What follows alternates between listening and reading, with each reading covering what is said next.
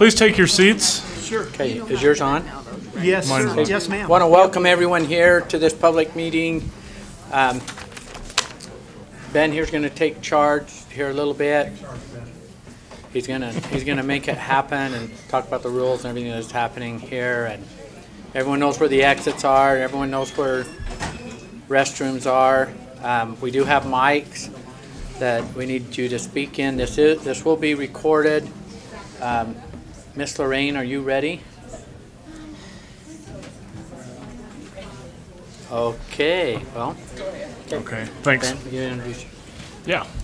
All right. Thank you for coming tonight, everyone. This is a public hearing convened pursuant to Utah law and the Utah administrative rules. The United States Parents Involved in Education, the Salt Lake County chapter of the United Women's Forum, and Return to Parental Rights have submitted a written request to the board for a public hearing regarding proposed amendments to Rule R277-404, which deals with requirements for assessments of students' achievement. My name is Ben Rasmussen. I am the Director of Law and Professional Practices for the State Board of Education. Pursuant to Rule R15-1-2, I've been appointed by the State Board Chairman to act as the hearing officer for this public hearing. The rule amendments at issue today were published in the Utah State Bulletin on October 1st, 2018. Additional amendments to the rule were discussed by the Standards and Assessment Committee in its October 5th, 2008 meeting and are pending final action by the board. These rule amendments were adopted pursuant to the State Board of Education's authority under the Utah Code annotated 53E3401. The proposed amendments to the rule incorporate the board's updated standard test administration and testing ethics policy and update statutory references in the rule. There's a list for those in attendance to sign up if they are interested in providing public comment in this hearing today. It is requested that if you sign this list at this time if you wish to be heard. Please include your name and the name of the organization you are representing if that's applicable.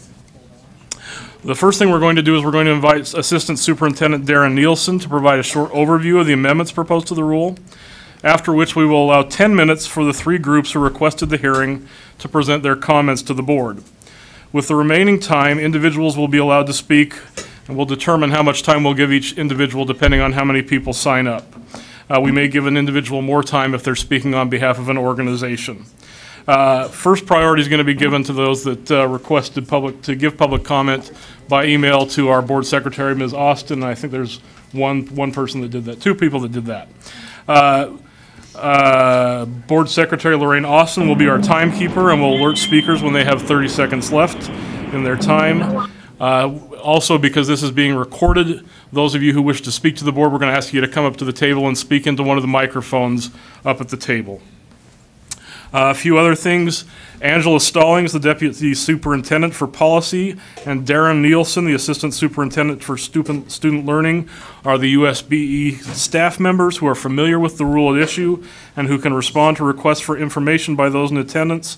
This is required by Administrative Rule 15-1-4. As the hearing officer, with the assistance of the board secretary, I will prepare a hearing record in accordance with the administrative rule and transmit that hearing record to the board for its consideration. At the conclusion of this meeting, interested persons will have the opportunity to provide written comments. Written comments can be emailed to the address rule.comments@schools.utah.gov, and we'll accept those up until Thursday, November 15th at 4:00 p.m. All written comment will be included in the hearing record that we provide to the board for them to consider. So with that, if you're ready, Assistant Superintendent Nielsen, we're going to turn the time over to you.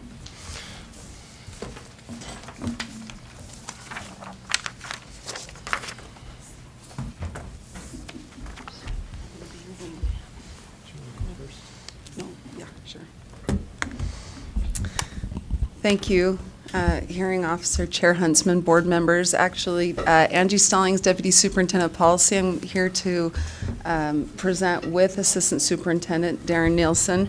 And I just wanted to give an introduction and a reminder to the board there's been 3 versions of R277-404 that have been reviewed and adopted or have been under consideration by the board this year.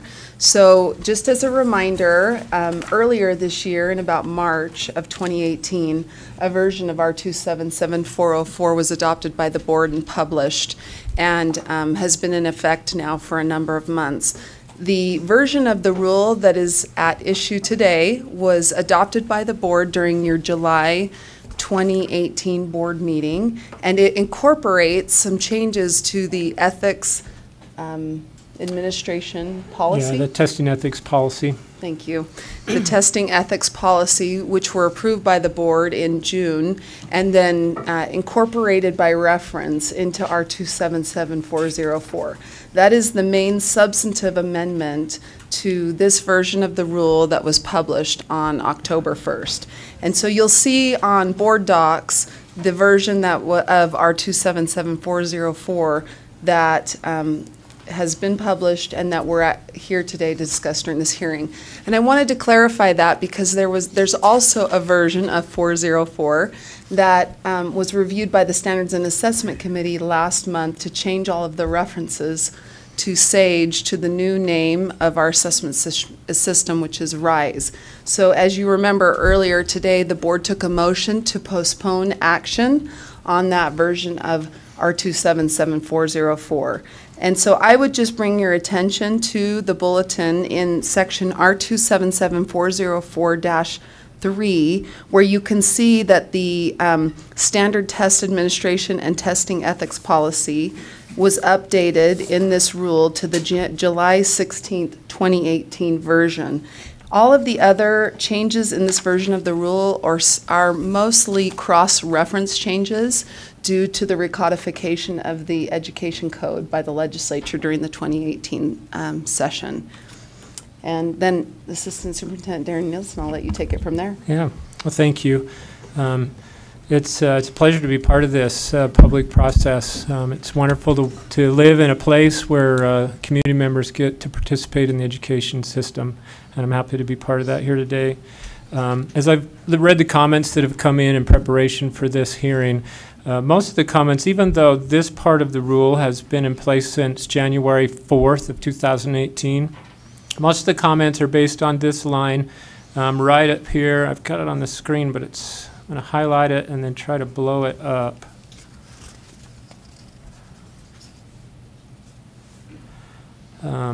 So back again in January, the board added this to this rule. An LEA may consider as one of multiple lines of evidence a student's score on a state-required assessment to determine whether a student may enroll in an honors advanced placement. Whoops. It's actually C. C, yeah. C is where I want to go. This was the addition right here. An LEA shall reasonably accommodate a parent's or guardian's request to allow a student's demonstration of proficiency on a state-required assessment to fulfill a requirement in the course. Again, most of the comments that I've read in preparation for this are centered on that provision, even though, as Deputy Stallings pointed out, that was passed back in January on the 4th, 2018. I also, as I read it, there's concerns that I think we'll get to hear from the public about a loss of rights or privileges as a parent to make decisions about their child's educational setting and system. So I want to scroll down just to set some context for those who might be participating online or with us today about some things that haven't changed. In the board's rule under 404-7, it reminds educators and parents alike that parents are primarily responsible for their children's education, have a constitutional right to determine which aspects of public education, including the assessment systems in which their children participate. So that's still written into the rule that the board has passed and maintained. There's also several provisions for protections for us as parents. If we go down through there, it still talks about inherent rights to exempt their children from required assessments. It talks about on item B there that the LEA may not penalize a student. Those provisions are still in place in this rule for anyone who might be concerned with changes the board has made or has considering making. Further on, it says an LEA may allow a parent to exempt a student from taking the test less than 1 day prior to the exam, so that's still there. It talks about that the LEA may request but is not required to meet with the parent. That protection is still in place. And then again, including, talks about the assessment, including associated consequences associated with taking or failing to take the assessment, is governed by local LE policy. So that's in reference to our students. Again, I have 3 in the public education system right now. Many of the tests that they take in their school setting are not state required assessments. In this policy, it defers the authority of making decisions about those local assessments between the parent and the local school board. There's still protections in there about not rewarding a student for participation, and then the LE ensuring that a student's provided with an alternative learning experience. So I don't really have much more to add, but just to lay the context of the rule. And again, the changes that we brought forward earlier in the summer was just one that we do every year, and that is to update the date that the board has reviewed the testing, administration, and ethics policy. And then obviously we have to update the names of the assessments because of the adoption of RISE and Utah Aspire Plus. So those were the changes that are proposed for 404 that was tabled today until after this hearing, so the board could consider the comments from the parents who've come in. So. Thank you. We'll invite the representatives from the United States Parents Involved in Education to come forward at this time and remind you that you have 10 minutes to present your comment to the board.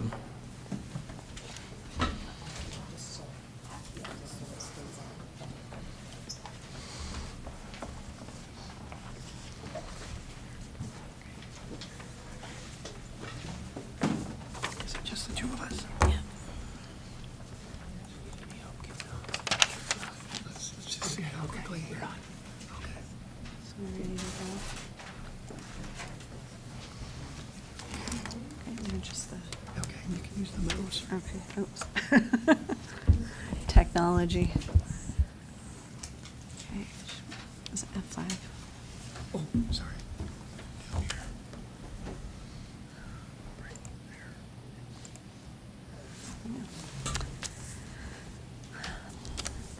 there. My name is Wendy Hart. This is Frank Anderson. We are here representing the United States Parents Involved in Education, and we want to thank you for allowing us to address the board regarding this rule. First of all, we request 2 changes, one to the rule and one to the testing ethics guide that accompanies the rule. Right here, we have listed the ethics guide. It states that among listed unethical testing practices, it includes explicitly or implicitly encouraging parents to opt out their students from participating in a state assessment. It then lists a reference to Utah code. This citation of code implies that encouraging opting out, which is a natural right of parents enshrined in state law, is actually prohibited, but there is no actual prohibition against informing parents of their rights. It appears to be coercing teachers to keep silent for fear of retaliation should kids be opted out, and is informing parents different than encouraging parents to opt out. I'm not sure that there's a difference there. And if so, who will determine that difference? Should a child who struggles with test anxiety be forced to take the test simply because the parent didn't know? As a parent of a special needs child who will be demoralized by taking the test, should I not be able to partner with the teacher and be informed of my options? To me, it is akin to saying I have the right to remain silent, but the police officer could lose his job for informing me of that right. Is our need for test data on every student so high that we believe we are above the law in informing parents? Please remove this line from the ethics manual. It makes no sense to penalize the teacher for informing parents of their rights. We also ask that Section 6C be removed from the rule. The wording, here we have, an LEA shall reasonably accommodate a parent's or guardian's request to allow this demonstration of proficiency to fulfill a requirement in course will result in manipulating students to challenge their parents' desire to opt out. The parents themselves, by and large, will not be initiating this request. And I can say that based on the experiences of parents who have contacted me. Schools feel a great amount of pressure to have students take these tests, especially their high-performing students. The real problem in all of this is the high-stakes nature of the test and the pressure we are placing on this one single data point. It isn't too big of a stretch to say there is a huge incentive in the schools to have kids take the test, and this incentive is passed on to the parents via their students. This additional wording will create a rift within the family for parents who wish to opt out. In the past 5 years, I have heard repeated concerns from parents who describe their students not wanting to be opted out because if they take SAGE, for example, they will not have to take the final exam. And often the student is assured that the teacher-created final exam will be much more difficult than taking SAGE. The result in many instances like this will be parents going against their convictions to opt out because we have made the stakes too high.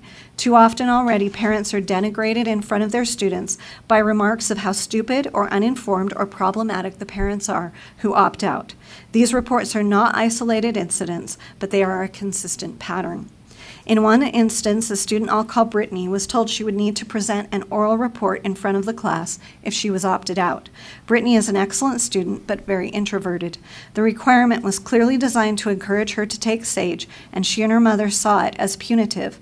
Brittany was told it was a shame she didn't take SAGE because her scores would have really helped the school. It wasn't about helping Brittany, it was about helping the school. When did we start believing that kids owed the schools? Do we have a free public education, or is there a cost associated with our free education in the form of test scores? It is acknowledged that even though there is a state law protecting this right, almost everyone in education in this state is aligned against the parents who want to opt out. Do we really want to marshal the students to fight that battle against their own parents as well? If these tests were actually seen as beneficial to the students and the parents, we wouldn't need to incentivize people to take them. There is no direct correlation between the end-of-year test and whatever the teacher might create as a course requirement, including the final. An accurate measure of what the teacher taught in class and what the student learned will only be shown by a teacher-created exam. As John Cohen, Vice President of AIR, who created our SAGE test, stated, quote, "When you are using a test for accountability, you're not really using it to measure the kid, you are using it to measure the school or the teacher or the district. Even the test creators state you can't measure a child's success on this test directly. It certainly shouldn't take the place of a teacher-informed and teacher-created metric. If we truly want to treat teachers as the professionals they are, we will stop lording these tests over our teachers in our schools. It's a single data point, no more, no less. It shouldn't include greater test prep and stress than the MCAT. And we should never, ever set ourselves up as taking sides against a parent when it comes to the best interests of their child." Thank you.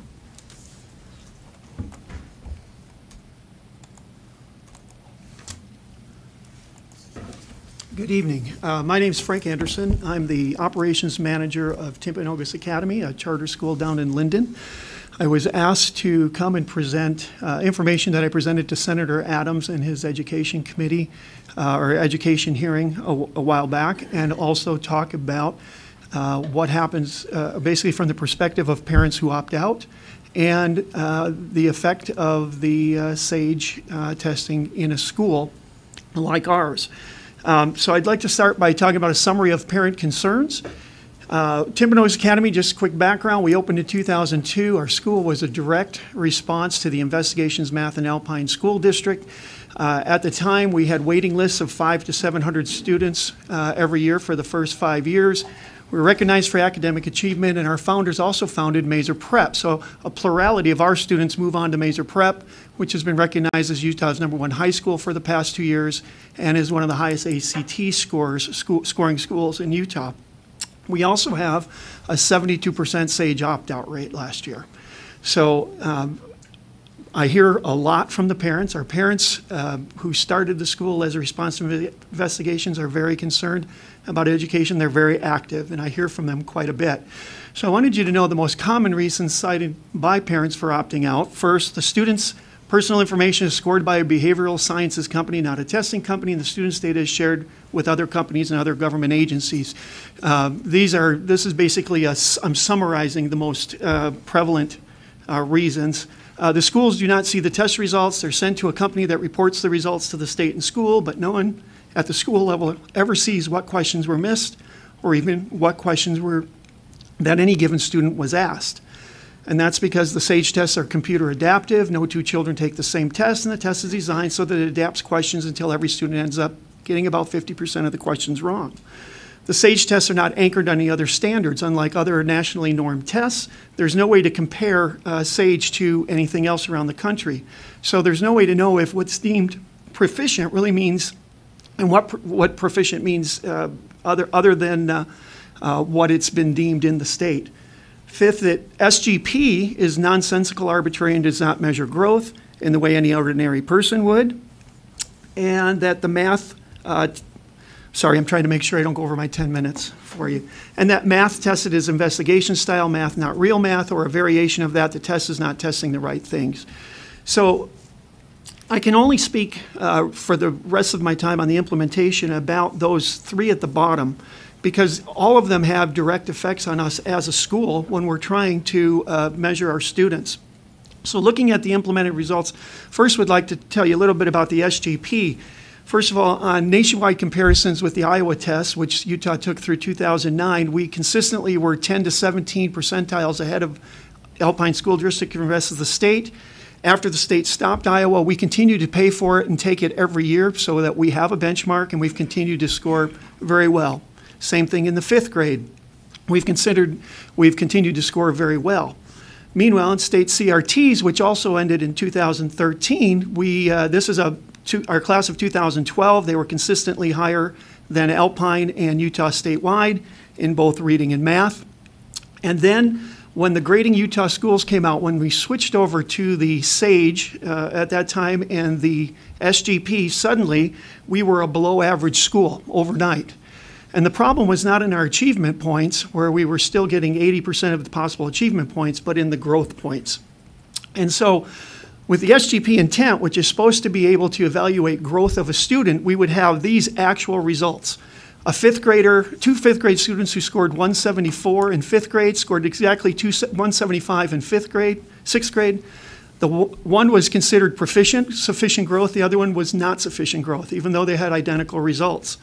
That continued. We had over 100 students that I could compare this way, including 2 kids who scored 174 on the same test. The next year, the one who scored 180 was considered not sufficient growth. The one who went down to 169 was not sufficient growth. So, or was considered sufficient growth. I'm going to just run through for time here. The one at the bottom, we had 2 kids who scored 193 and then 180. One was considered sufficient growth, one was not. And so that left us in a position, what do we do with these results? And our parents want to know what, this doesn't make sense to them, and it doesn't make sense to us as well. The other thing that happened... Sir, that's your time. Please wrap up. Okay. The other thing that happens with SGP is it told us that 62% of my advanced proficient students were not sufficient growth. And it would actually tell us to put all of our resources in that area. So, and I'm sorry we're out of time. My wrap-up would be, if you keep in mind what the parents who are very motivated to opt out, they have real reasons to opt out. They have real concerns to opt out.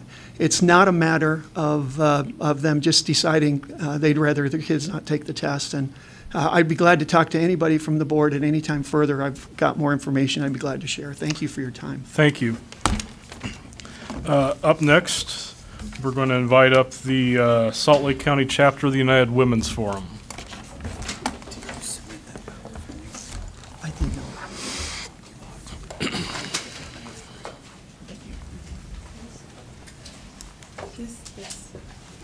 This? That's, oh, gotcha. Thanks. Thank you for your time today. My name is Laureen Simper, and I represent the Salt Lake chapter of the United Women's Forum. There are 3 chapters across the state in Davis, Salt Lake, and Utah counties, and our group is largely an educational organization. We try to study and inform and educate on principles of the proper role of limited government and individual rights. We were just made aware of this rule, which is why you're hearing from us now and not back in earlier part of the year when it was first passed. I am a former junior high school English and reading teacher and have taught privately on a private Suzuki piano school and have taught anywhere from 5 to 35 piano students for the last 30 years. Our group is also concerned with the Rule 6C for the following reasons. We have 5 major issues with this wording. Number 1, the first reason I would like to address is the progressive nature of the language. My experience in education as a student and as an educator and as a parent, has been to note a trite but tenacious trend towards a progressively tolerating unsound practices. The proverbial story of the nomad in the windstorm comes to mind, who allowed space in his tent for the camel's nose, which made sense at first and ended up leaving him out of the tent at the end of the windstorm. By degrees, the camel kept coming in. That's what I have seen with language in education over the course of my lifetime. For example, generations ago, when my mother was a little girl, kindergarten was an opt-in program. Today, we have kindergarten entrance exams. Whatever the issue, it starts out with language as prohibited or must not, eventually gives way to best practices or recommended, and eventually becomes mandatory or must. The wording in question subtly shifts away from any course requirements other than state tests. This seriously dilutes the intent behind the Utah's opt-out laws by implying that something other than state tests may be used. This is seriously weaker than the language in the actual law, which states that tests may not be used to determine a student's individual grade. Until this particular rule change must not be assessed solely by the SAGE and RISE assessments. Now, if the rule is left to stand, students may be assessed in part by these tests. It doesn't take a clairvoyant to know where this ends up based on what's happened for generations in Utah. I'm not willing to give even the tiniest bit of this educational camel room in this tent. Our second concern is a stepping down from excellence, which should be the concern of this board and every parent in Utah. By allowing the tests to serve as coursework requirements, this rule wording elevates the status of these tests beyond what it should have. It gives them more credence than they deserve if they can now be used in place of coursework, especially that generated by teachers. Considering the unresolved issue of their validity in the first place, this is a troubling move. Allowing students to take a test over more meaningful classwork seems to encourage a further dumbing down of students. It almost feels like luring them to take a path of least resistance in their own education. When faced with the choice of possibly writing a notated research paper or taking a computer adaptive test, how many students are likely to choose writing a research paper? Choosing the test over teacher-generated coursework seems like a siren song of ease and convenience, and it sounds almost irresistible to a teenager particularly. And it seems also in this educational culture ironic that sometimes these tests have created the very stressful climate that these kids want to kind of ameliorate by opting an easier road. Our third concern, has been mentioned, is the erosion of parents' rights. This additional wording weakens parents' ability to opt their children out of these assessments. If the tests can be substituted for other more demanding coursework generated by the teacher who knows the course and teaches the course, it's only natural that many overworked and overscheduled and stressed kids will want to choose this option. Whatever the reasons parents have chosen to opt their children out of assessments, those reasons will become more difficult for them to justify and defend to their children, who may feel pressure to take those tests as an easier course assignment. I'm betting there's not a parent in this room that hasn't had a grand time at one point or another withstanding pressure from their teens on issues of far less importance. There has already been a serious erosion of respect for parents in our popular culture. We don't need help from our educators to widen that gap between parents and their children. Our fourth concern is that this diminishes the teachers and the teaching profession. This has the potential to further erode the dignity of teaching as an art form and as a true profession.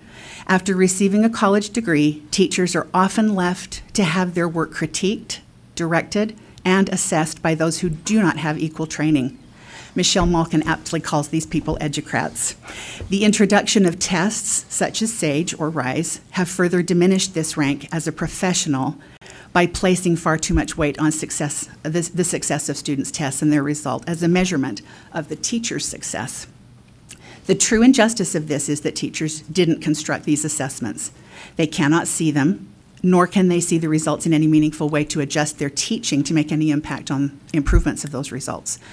And now with this wording change, meaningful coursework of any kind designed by those teachers to give them the feedback they need about their students can actually be overridden and substituted for these very tests they didn't create and can't see.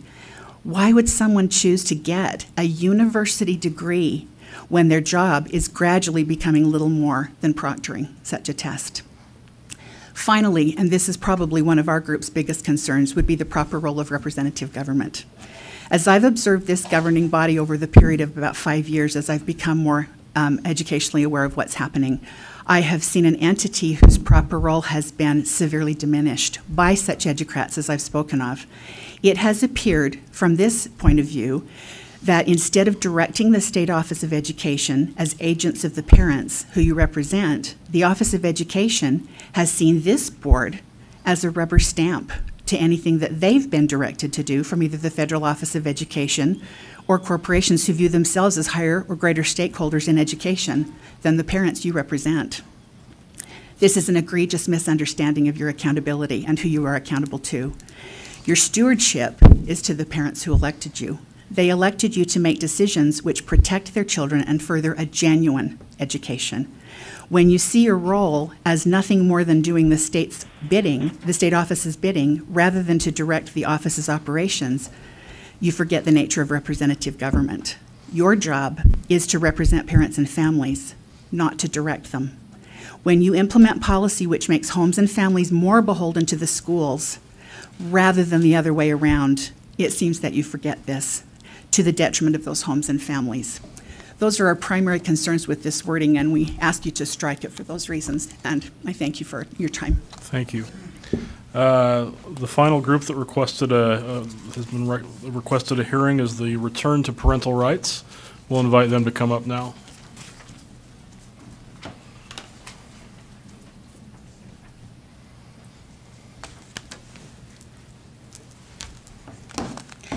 Hello, my name is Joan Landis. I'm a clinical mental health counselor. I deal primarily with people who are distressed with emotional issues, and I've treated troubled adolescents for years in residential treatment, private clinics, and public clinics. I see the kids that are anxious, and I see the kids that are depressed, and I see the kids that are suicidal, and I see the marks on their arms, and I get to see that up close. I have been a mental health counselor in schools. I've been there, I've done that. And I stopped doing it when I realized that my role was very similar to the physician in the Inquisition that would make sure that the tortured person wasn't actually killed so that they could return them back to the torture. I said, I can't do this. I'm not putting these kids back in this system. I'm not going to be party to it. So that's why I'm here. One little thing that we can do, and I do it every time when kids come in with anxiety and suicidality, the first thing I say is, especially if they're in elementary school, forget the homework. Don't do that to your relationship. Don't have the kid cry at home about homework at night. Get rid of that. And the next thing is opt out of the standardized testing. If we can do that just immediately, that helps the child know, and this is interesting, that there's hope and there's power to make changes. And that's a very, very important concept, and this is why we are so committed to empowering parents. It's so important for children to feel like their parents can make a difference. Their parents can do something to relieve their distress. It's incredibly important. It's also very important, part of the things that have to happen for proper child development is they have to identify with their mother or their father properly.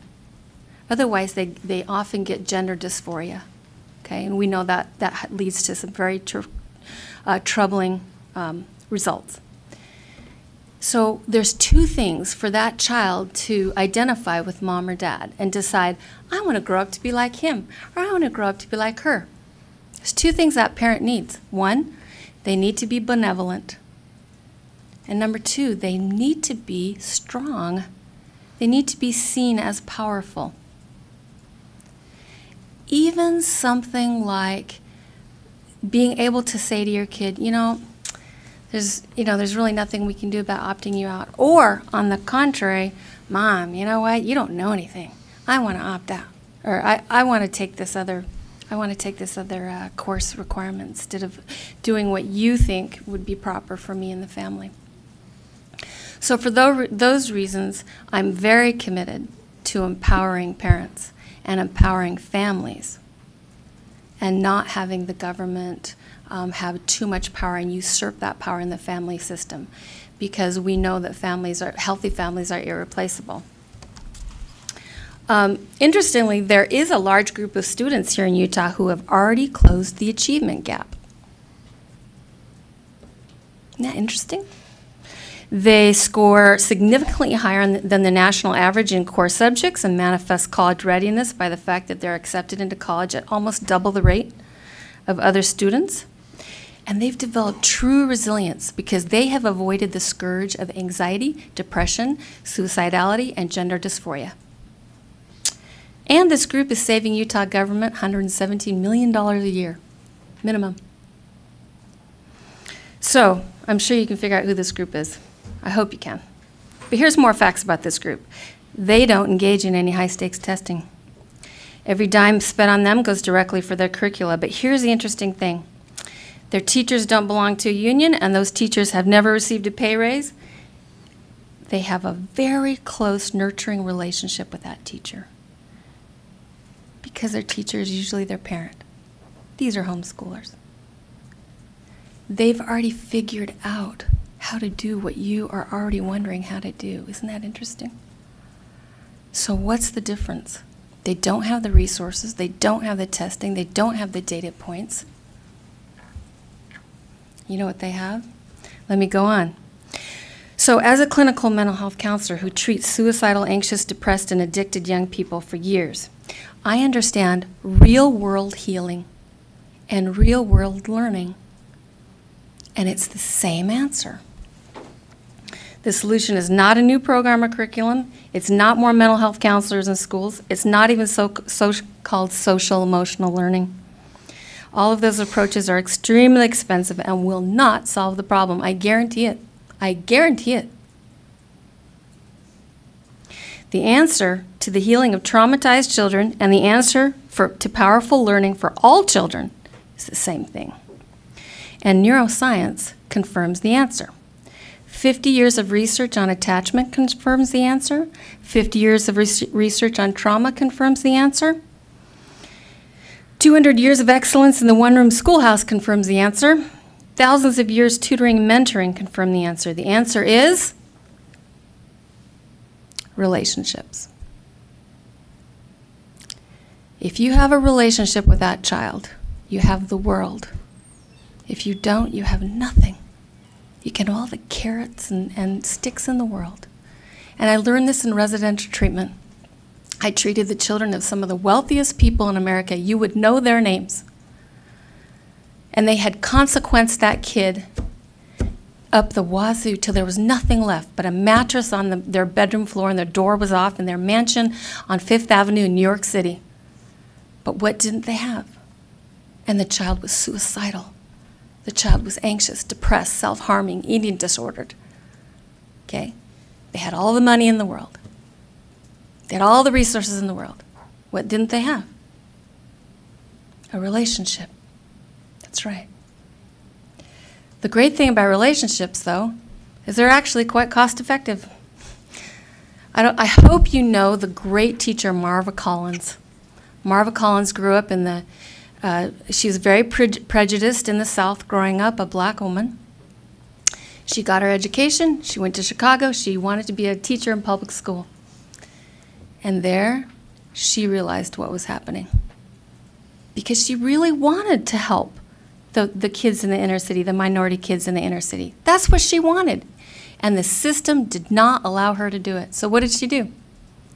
She made her own little one-room schoolhouse in her apartment and invited the reject kids, the ones that were learning impaired and were considered unteachable. And there, she had first graders quoting Chaucer. She had third graders quoting Shakespeare. 60 Minutes did a special. They went on to college. They went on to West Point. They started owning businesses. They had healthy families. Why? She had no resources. But it was her relationship with the children. They knew she had faith in them. They knew that she believed and had high expectations. And that's what made the difference. She didn't have data points. So, I was very interested in an article that the Huffington Post, that bastion of conservative thought, posted. It was by a teacher, public school teacher, and these were some of the things that he said. And it was titled, "Numbed by the Numbers." "A week doesn't go by without an administrator ambushing me at a staff meeting with a computer printout and a smile. Look at this data set. See how your students are doing on this module? Look at the projected growth for this student during the first semester." It's enough to make you heave. I always thought the purpose behind student data was to help the teacher teach, but it's become an end in itself. The skill is no longer important. It's the assessment of the skill. That's what we use to measure success. It's become the be-all, the end-all. It's the ultimate indicator of both student and teacher success, but it perverts authentic teaching. It's ridiculous. The overall reliance on data pretends that we're engaged in programming robots and not teaching human beings. Something as simple as empowering parents to make the call on opting out and everything surrounding it without interference from the school or the state is the first step to strengthening that relationship between the parent and the child, and that relationship between the child and the teacher. And that's the foundation of learning. If you have a relationship, you have everything. If you don't, it doesn't matter what else you have nothing. Thank you for your time. Thank you. Those of you in those three groups that had prepared remarks, we'd like to invite you to submit those by email to Lorraine Austin so that we could include those, your written remarks, in the public record, if you wouldn't mind. I have here the list of the people that have signed up to give public comment. Lorraine, do you have a list of the people that emailed you in advance? Oh, okay. Was there anyone who wanted to speak today that didn't sign up on the list outside or email Lorraine in advance? Okay. I think we should have time that we can give each of the people that signed up for public comment 3 minutes to speak, so I will go that direction. We do have a couple of people that want to speak in favor of the rule as opposed to a few that want to speak opposed. We're going to alternate opposed versus in favor to the extent there is a division, and then we'll allow everyone a chance to speak. First person that we have on the list to speak is David Wilson. I invite you to come up to the microphone now.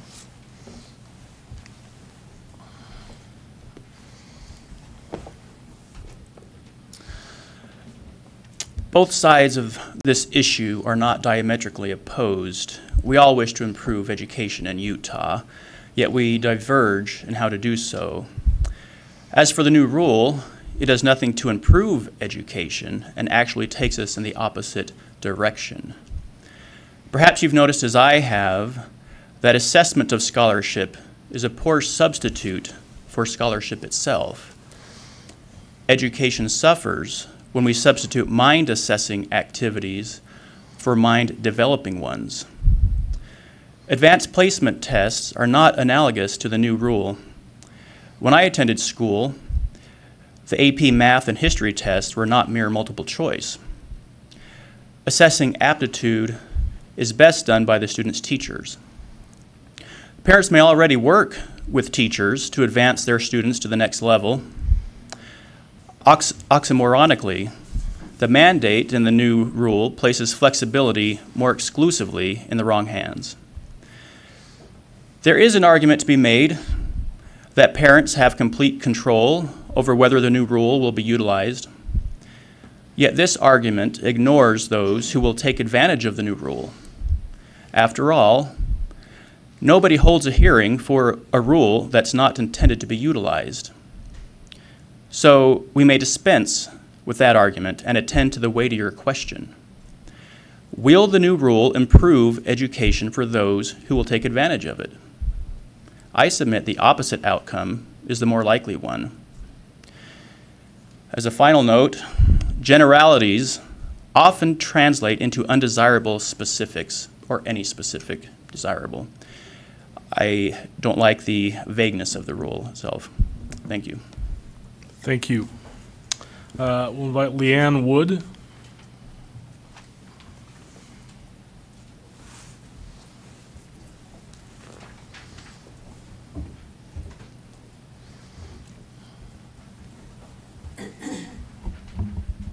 Leanne Wood. I'm a parent of students in Davis School District.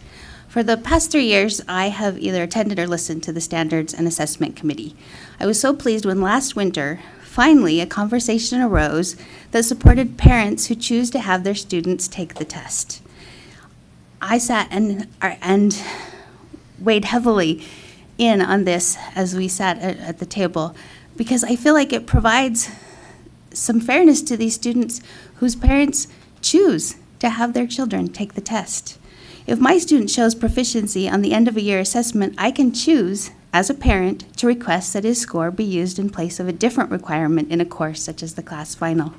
Having served on the Parent Assessment Review Committee, I've seen the direct correlation between the standards that my child learns in the classroom and the questions that my child is asked on the test. And because I've seen the test, my children also know that opting out is not an option. At this time, parents have the choice to opt their students out of the end of the year assessment. I choose to opt my child in along with over 90% of parents in the state of Utah. Current practice gives parents the choice one way or the other. The very practice of opting a student out of the test gives a structural imbalance in terms of what is required of all students. This rule change realigns the structural balance. One student by parent choice does not take the end of the year assessment, and another student by parent choice does not have to take part in a different requirement. Those opposed to this rule change appear to be concerned that this undermines parents' rights. However, I feel this rule supports parents' rights in giving the parents the ability to support their students in multiple ways. Thank you. Thank you. Crystal Swayze. Hope I pronounced that right. You did, thank you. So I would love to read all this, but it will take us half an hour, so I'm just going to talk. I'm mostly concerned that this new rule is illegal, and I think it's going to cause some real problems. If you read it quickly, you think, oh, this is for parents, but if you skip past the parent part, you realize that that's just an add-on, really. Grammatically, it could be flipped around the other way. It actually assumes for the state an unprecedented authority to use a state-required assessment to fulfill a requirement in a course. This is completely, it's historically never been done before. We just don't do that. We don't use standardized assessments in a classroom to determine what's happening with that student's grade or whether or not that student is learning. It's an exchange, it's a trade for legitimate education. Sorry, I'm flustered, this is nerve-wracking. The schools are basically paying students by releasing them from some coursework and will determine, at least partially, the student's grade in the class if he or she engages in the SAGE Rise. This is terrible education policy. I'm just imagining, I've taught high school English for many years, I'm just imagining the student coming in and saying to dad and mom, I really don't want to take this final because then I actually have to read Julius Caesar. Let me just take the SAGE and I can bubble in the answers, and if I get a halfway decent score, I'm off the hook. It's going to really cater to the kids who don't really understand the value of actual education. As this gentleman said, assessment is not the same as education. That time is precious, and we don't want to give that away. Under Utah law, a school may not reward a student for taking an assessment, but this rule tantalizes students with the lure of easy grades, especially if schools weigh the SAGE Rise as a large portion of course fulfillment. Under Utah law, a school shall consider multiple academic data points when determining an accommodation. This is one data point, and it's not even valid. As Wendy Hart read, the AIR vice president said, when you're using a test for accountability, you're not using it to measure the kid. You're using it to measure the school, the teacher, or the district. So it's not a valid academic point to determine an accommodation. In another law, we learned that accommodations shall be considered on an individual basis, and no student shall be considered to a greater or lesser degree than any other student. In contrast to that law, the new rule elevates reasonable accommodations only for some, only for those who opt in. Opting out is protected under the law and cannot be punished. Vulnerable populations, including those with mental, academic, or emotional disabilities, as well as minorities, statistically suffer most from high-stakes testing. They cannot ethically be coerced to opt in. Thus, they will not have the equal opportunity under the new law. This is significant. I have so much more I want to say. I ask you to please read my document. I lost a lot of sleep over this, and I did read the laws, and I do think that it's a legal issue. Certainly not a lawyer, but I feel like what's happened in this rule is illegal. Thank you. Thank you. Next up is Brent Straight.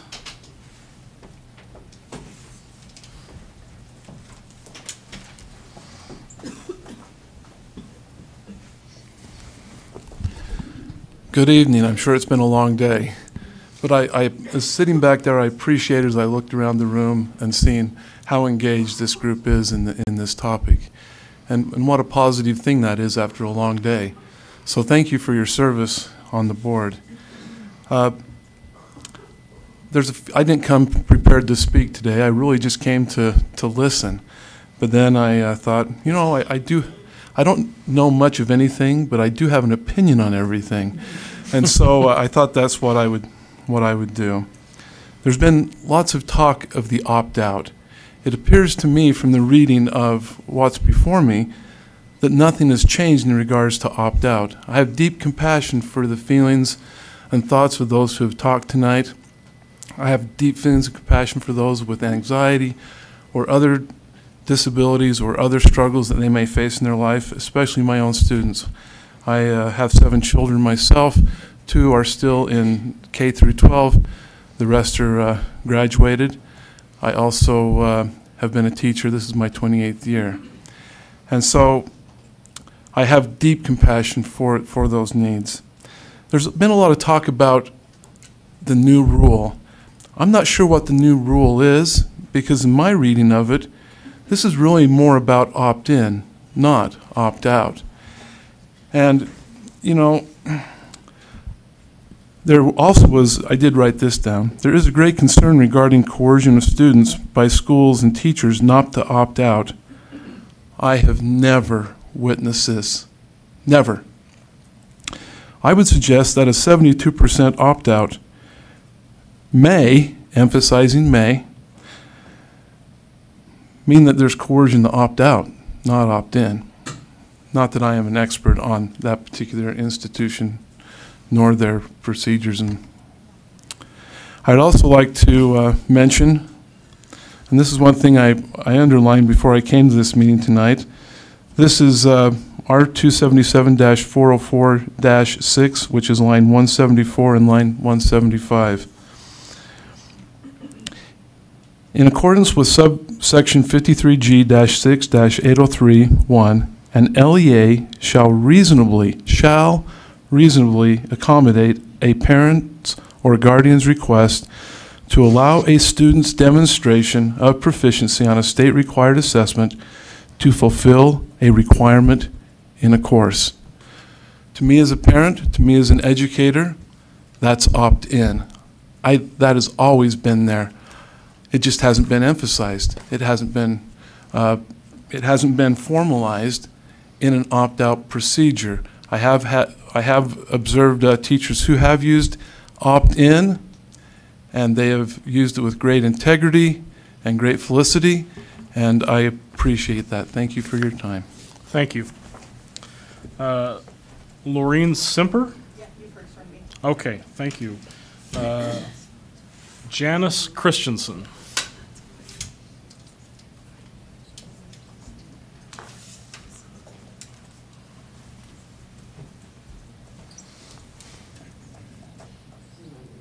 Come up to the microphone, please.